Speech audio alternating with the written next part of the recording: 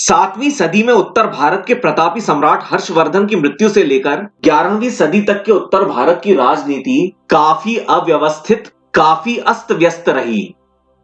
राजनीतिक तौर पर आप इसे उत्तर भारत का अंध युग भी कह सकते हैं, लेकिन इसमें भी अगर हम किसी प्रकाश पुंज को तलाशें तो वो निस्संदेह ही गुर्जर प्रतिहार साम्राज्य था, जिसने भारत के उत्तरार्ध को लगभग 2.5 शताब्दियों तक एक सूत्र में बांध कर रखा। वैसे गुर्जर और प्रतिहार ये दो शब्द अलग अलग हैं। गुर्जर एक जाति विशेष का नाम है, जबकि प्रतिहार एक विशेषण है जिसका अर्थ होता है प्रहरी, यानी बाहर के शत्रुओं से आपकी रक्षा करने वाला। लेकिन कई अभिलेखों में, इंस्क्रिप्शंस में गुर्जर और प्रतिहार दोनों का एक साथ प्रयोग हुआ है।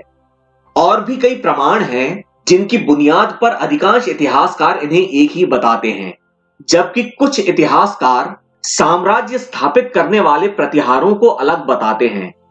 लेकिन किसी भी ठोस नतीजे पर पहुंचने के लिए अभी प्रमाण नाकाफी हैं।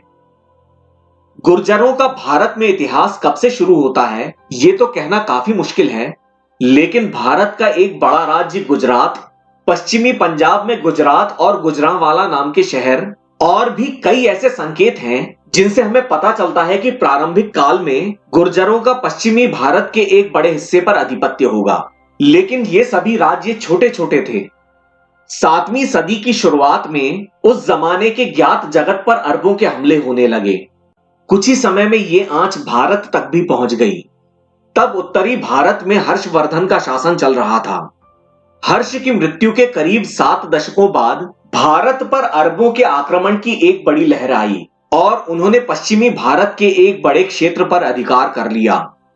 कई पुराने राज्य ढह गए और अरबों को टक्कर देने के लिए, यानी क्षेत्रीय भाषा में मलेच्छों को टक्कर देने के लिए, कई नए राज्य उभरे जिन्होंने अरबों को आगे बढ़ने से रोक दिया और उनसे कई इलाके वापस भी छीन लिए। इन राजाओं में मेवाड़ के बप्पा रावल और गुर्जर प्रतिहार वंश के नागभट्ट प्रथम के नाम सबसे प्रमुख हैं। शायद इसी प्रतिकार और सीमाओं की सुरक्षा के कारण ही प्रतिहार शब्द बना। इस समय गुर्जर प्रतिहारों का मुख्यालय अवंती यानी उज्जैन मालूम होता है। तो प्रारंभ में इनका राज्य मालवा में केंद्रित था, लेकिन अरबों को खदेड़ने के बाद इनका प्रभाव मंडल गुजरात और राजस्थान तक फैल गया। संभवतः इन्हीं के शासनकाल के दौरान आदि शंकराचार्य का दिग्विजय अभियान हुआ। तब से पिछली 4 सदियों से बौद्ध संप्रदाय लगातार ढलता चला आ रहा था, लेकिन उसको जो नुकसान आदि शंकराचार्य के व्याख्यानों, शास्त्रार्थों और टीकाओं ने पहुंचाया उसकी कोई तुलना नहीं है। आदि शंकराचार्य ने वैष्णव, शैव और शाक्त परंपराओं को फिर से परिभाषित किया और अगर सच देखा जाए तो हिंदू पंथ में एक नई जान उन्होंने फूंक दी। उन्होंने भारत के 4 भागों में 4 पीठ स्थापित किए और संभवतः 4 धाम, सप्तपुरियों, 12 ज्योतिर्लिंगों और देवी के कई शक्तिपीठों की परिपाटी भी इन्हीं की देन है। तो हिंदू पंथ को एक प्रारूप मिल गया, हिंदू तीर्थ स्थानों को फिर से प्रतिष्ठा मिली और तीर्थ यात्राओं का एक नया दौर शुरू हुआ। शायद इसीलिए गुर्जर प्रतिहारों के काल में, गुप्त काल में शुरू हुए मंदिरों ने जिस भव्यता की ऊंचाइयों को छुआ उसका आज तक कोई सानी नहीं है। नागभट्ट प्रथम का शासनकाल लगभग 760 तक चला और उनके बाद उनके भतीजों काकुस्थ और देवराज ने शासन किया। सम्राट मिहिर भोज की ग्वालियर प्रशस्ति से हमें इनके नाम मिलते हैं। अब तक नर्मदा के दक्षिण में राष्ट्रकूट साम्राज्य और बंगाल में पाल साम्राज्य नाम की 2 महाशक्तियों का उदय हो चुका था। गंगा के उपजाऊ मैदान अभी भी किसी पराक्रमी शासक की राह देख रहे थे। तब से करीब 1 शताब्दी पहले सम्राट हर्षवर्धन के जमाने में उत्तर भारत की राजधानी के रूप में कान्यकुब्ज ने पाटलिपुत्र की जगह ले ली थी। तो 8वीं सदी में भी कन्नौज की वही हैसियत थी जो आज की तारीख में पिछले 800 साल से दिल्ली की है। तो कन्नौज सहित गंगा के मैदानों पर अधिकार करने के लिए लगभग 200 साल तक राष्ट्रकूट, प्रतिहार और पाल साम्राज्यों के बीच लगातार टक्करें हुई, जिन्हें हम त्रिकोणीय संघर्ष या ट्रिपार्टाइट स्ट्रगल के नाम से जानते हैं। सन 780 ईस्वी के आसपास देवराज के बाद अत्यंत पराक्रमी वत्सराज का शासन शुरू हुआ। वत्सराज वो पहले प्रतिहार शासक थे जिन्होंने कन्नौज के राजा इंद्रायुध को हराकर कन्नौज पर अधिकार किया। यह घटना 790 ईस्वी के आसपास की होगी। वत्सराज ने परमेश्वर और महाराजाधिराज जैसी उपाधियां धारण की, इसीलिए हम इन्हें पहला गुर्जर प्रतिहार सम्राट कह सकते हैं। इनके मांडलिक थे सम्राट पृथ्वीराज के पूर्वज शाकंभरी के चौहान, मेवाड़ के गुहिल इत्यादि। उन्होंने कन्नौज ही नहीं बल्कि बंगाल के पाल सम्राटों को हराकर बंगाल की खाड़ी तक झंडे गाड़े, जिसके लिए इन्हें रणहस्ती भी कहा गया। लेकिन वत्सराज के ही शासनकाल में राष्ट्रकूट सम्राट ध्रुव ने उत्तर भारत पर चढ़ाई की और वत्सराज को पराजित किया। सन 800 ईस्वी के आसपास वत्सराज की मृत्यु के बाद उनके पराक्रमी पुत्र नागभट्ट ने शासन संभाला। नागभट्ट द्वितीय, इन्होंने अरबों को तो हराया ही, साथ में कन्नौज के राजा चक्रायुध को हराकर कन्नौज पर अधिकार कर लिया। पर संभवतः नागभट्ट द्वितीय के काल में ही गुर्जर प्रतिहारों की राजधानी कन्नौज हो गई और इसके आसपास के क्षेत्र को पांचाल कहा जाता था। उन्होंने मुंगेर के पास पाल सम्राट धर्मपाल को पराजित किया, जो कन्नौज पर कब्जा करने के लिए बढ़े चले आ रहे थे, और इस युद्ध में मेवाड़ के गुहिलों ने भी अहम भूमिका निभाई। दक्षिण से राष्ट्रकूट सम्राट गोविंद तृतीय ने कन्नौज पर चढ़ाई की और नागभट्ट को पराजित किया। इस एक अपवाद के अलावा नागभट्ट हमेशा युद्ध जीतते रहे और उन्होंने परमेश्वर और महाराजाधिराज के अलावा परम भट्टारक की उपाधियां धारण की। सन 830 के लगभग नागभट्ट द्वितीय की मृत्यु हो गई और उनके बेटे रामभद्र अगले गुर्जर प्रतिहार सम्राट बने। इनका शासनकाल अशांतिपूर्ण रहा और कई क्षेत्र साम्राज्य की पकड़ से बाहर हो गए। सन 835 के आसपास इनकी मृत्यु के बाद गुर्जर प्रतिहार राजवंश के सबसे महान सम्राट मिहिर भोज का शासन शुरू हुआ। ग्वालियर और उसके आसपास के क्षेत्र में इनके कई अभिलेख मिले हैं, जिनसे इस साम्राज्य के बारे में काफी जानकारियां मिलती हैं। इस काल के कुछ मंदिर ग्वालियर किले में मौजूद हैं। हालांकि मिहिर भोज को राष्ट्रकूटों के हाथों पराजित होना पड़ा और तकरीबन इसी समय बंगाल के पाल सम्राटों में सबसे ज्यादा पराक्रमी सम्राट देवपाल ने पंजाब तक चढ़ाई की, लेकिन मिहिर भोज ने एक सशक्त सेना बनाई। अरब इतिहासकार सुलेमान के हिसाब से मिहिर भोज के पास एक बेहतरीन घुड़सवार सेना थी। इसके बल पर मिहिर भोज ने एक नए सिरे से साम्राज्य बनाया। उन्होंने गुजरात के राष्ट्रकूटों को, सिंध मुल्तान के अरबों को, पंजाब के ठक्कियक शासकों को और पाल सम्राट नारायण पाल को पराजित करके सिंध और कश्मीर से लेकर बंगाल तक अपना प्रभाव मंडल स्थापित किया। सिंध और मुल्तान के बचे खुचे अरब मिहिर भोज को कर और नजराना देते थे। इन सब बातों की पुष्टि होती है फारसी ग्रंथ हुदूद उल आलम से।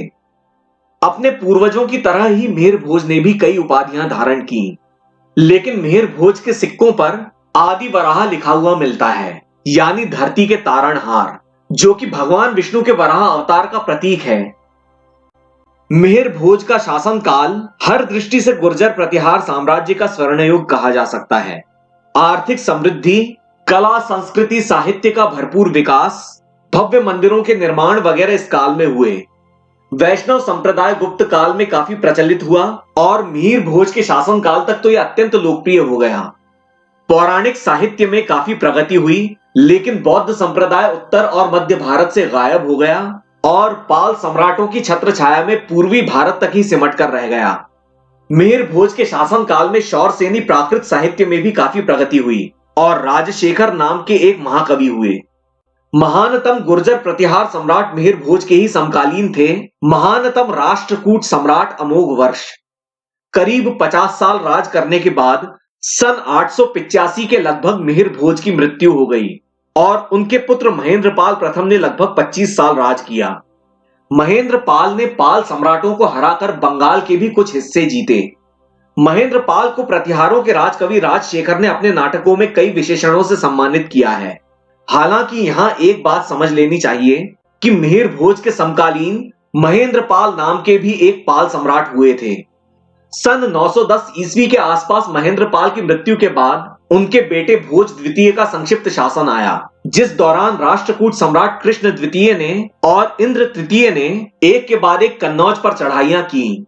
सन 913 के आसपास महेंद्रपाल के दूसरे बेटे और भोज द्वितीय के सौतेले भाई महिपाल प्रथम का शासन शुरू हुआ।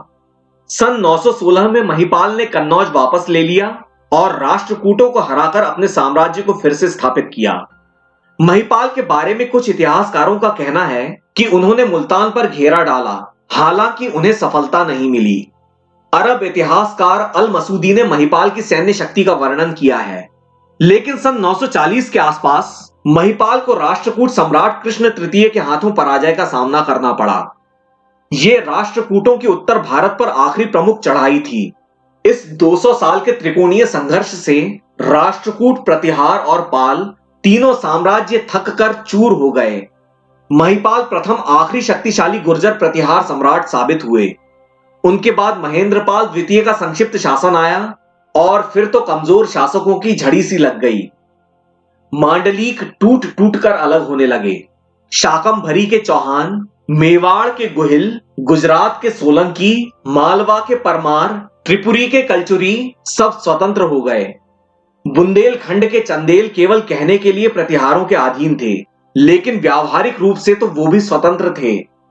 गुर्जर प्रतिहारों के प्रतिद्वंदी पाल सम्राट तो पूर्वी भारत तक ही सीमित रहे। महिपाल प्रथम के ही समकालीन राष्ट्रकूट सम्राट कृष्ण तृतीय भी अपने राजवंश के आखिरी महान सम्राट साबित हुए।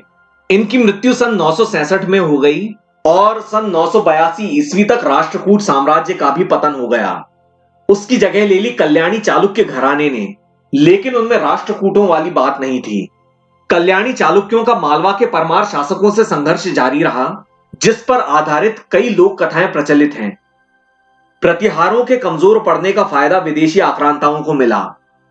राजपाल और त्रिलोचन पाल के शासनकाल में अफगानिस्तान के गजनवी सुल्तान महमूद गजनवी ने उत्तर भारत पर कई हमले किए और कन्नौज और कालिंजर तक तबाही मचाई। उसने कई मंदिरों को तोड़ा और जी भर के लूटा।